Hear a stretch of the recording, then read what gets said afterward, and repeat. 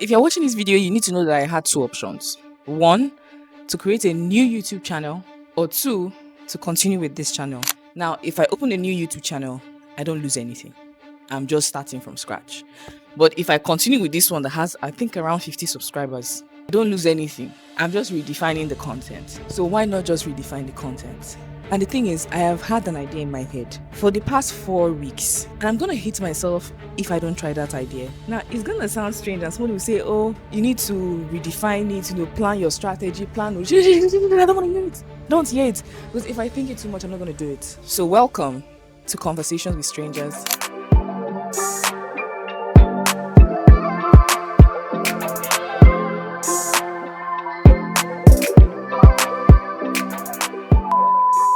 A little backstory. My name is Amaka Jessica. This channel was originally at I am Amaka Jessica, and it was genuinely just an extension of other social media platforms like Facebook, TikTok, Instagram, and all of that, right? If you check the shorts category right now, you'll see other videos that I have posted there, which are just stuff that I extracted from my regular social media and put on there. For every single time that I go out, I'm someone who doesn't talk to people. The only reason that I will talk to you in the public is if something makes me speak to you. There has to be context for me to want to speak to you. So if I go to like a networking event, chances are the only person I'm going to speak to is the person next to me. Or maybe when I go to one of the exhibition stands and then I'm speaking to the staff there, those are the only times I'm going to interact with anybody. But to interact with people on like a regular basis, it's not me, I cannot do it. So let me tell you how the idea for this channel actually came on board, right? So I was coming back from Island one day, from Lagos Island one day, and then I was in a bus. I wanted to enter the train, but I said, no, let me change the atmospheric condition. So I entered the bus. And the lady next to me, because I was seated at the front, so we have the driver, you have two passenger seats. So I was closer to the driver and the girl was closer to the window.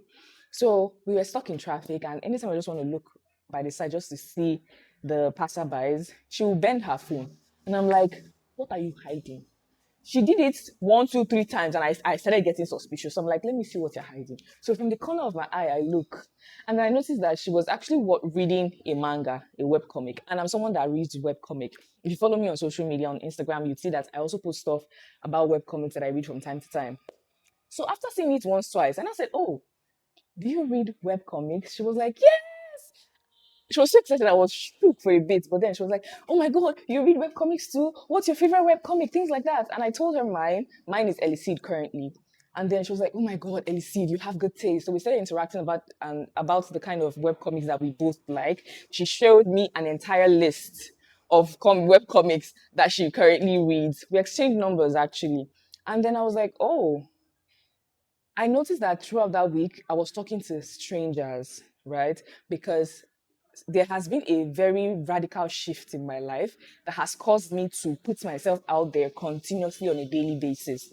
So I said, after discussing with this girl and I got home, I was like, I would have never known that someone I could connect on a very fun level was sitting right beside me if I didn't try to strike up a conversation. So you might also think it's my nosiness that brought me there. But at the end of the day, how do I document moments with different strangers on a weekly basis? And I was asking God, how do I document this thing that is coming to my head? I meet people on a day-to-day basis. Some of them say some profound things that keeps me in deep thought for a couple of days. So how do I document these things that I hear from them and share it with people? The name then dropped in my heart, Conversations with Strangers. I was like, okay, Conversations with Strangers. All right, let's try this. Let's try this. And then I created a Substack. I wanted to open a social media page, right? But I was like, that's going to be too much drama for me right now. And I'm not at the point where I want to actively, continuously create stuff and show up on a daily basis on social. So I decided to create, when I say on social, everything is social media. I just didn't want to create stuff on TikTok, Instagram, all those things. So I said, okay, let me create a Substack where I can write. Because in some ways, I write better than I speak because I process a lot of thoughts. And it's difficult for me to put those thoughts into words. So when I write, it's easier for me to document the flow and train of thoughts in such a way that if someone consumes it, it's more cohesive than when I speak it.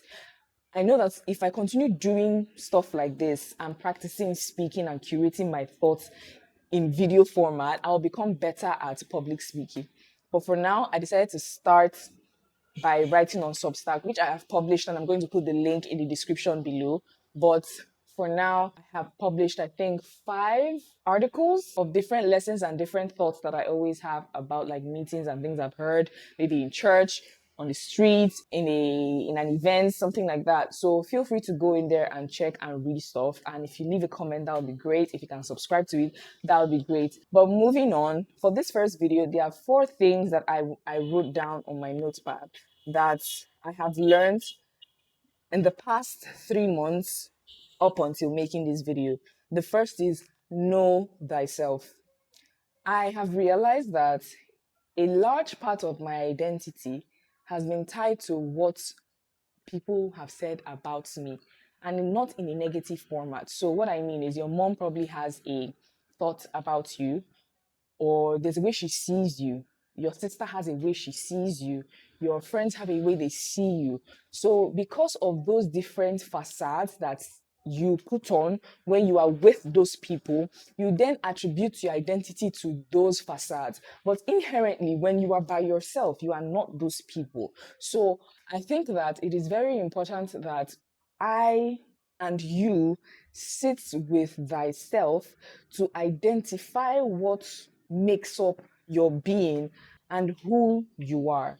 Because when you know who you are, you know what you want, you know what you like and what you don't like, you know what you are supposed to do with your existence in society and in life, and you will have less trouble being distracted by things that are happening around you. When you realize who you are inherently, there are certain things that you would say no to, and certain things that you force yourself to commit to because you know who you are and you know who you want to become. The second thing here on my notepad is find a community. I cannot overemphasize the importance of finding a circle of friends that bring out the best in you. Now, remember the first thing I said is know thyself.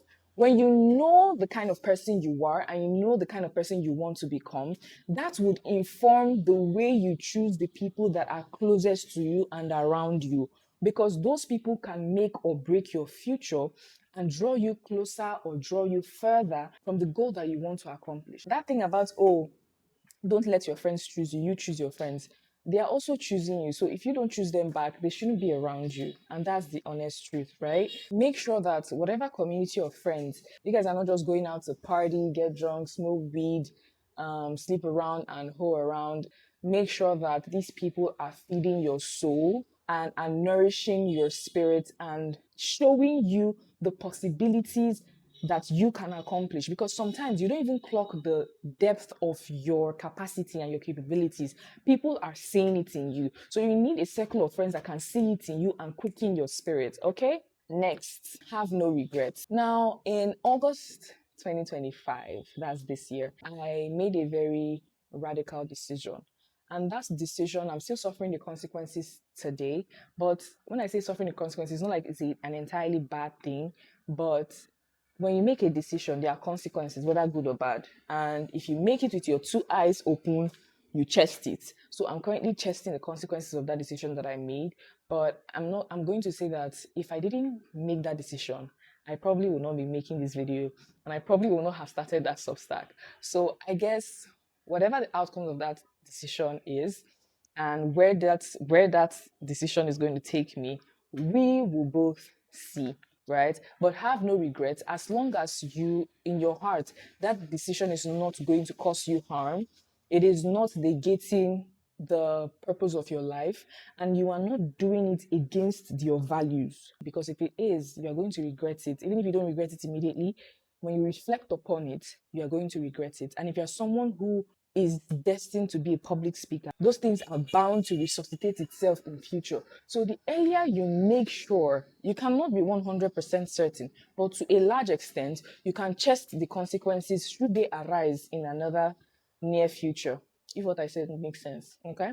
And then the last is run with your ideas. I had an issue where if I had an idea, I would seek validation. So maybe I would call this person and say, hey, I want to do this thing. What do you think?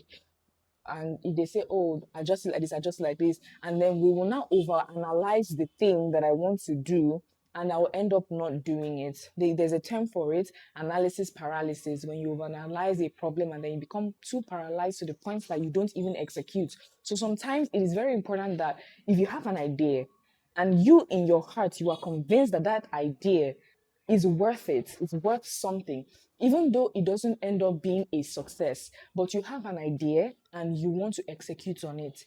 Execute, it doesn't matter. Because the thing is, what I've learned, I would rather try something and fail at it than regret later not trying and then wondering what if that thing succeeded.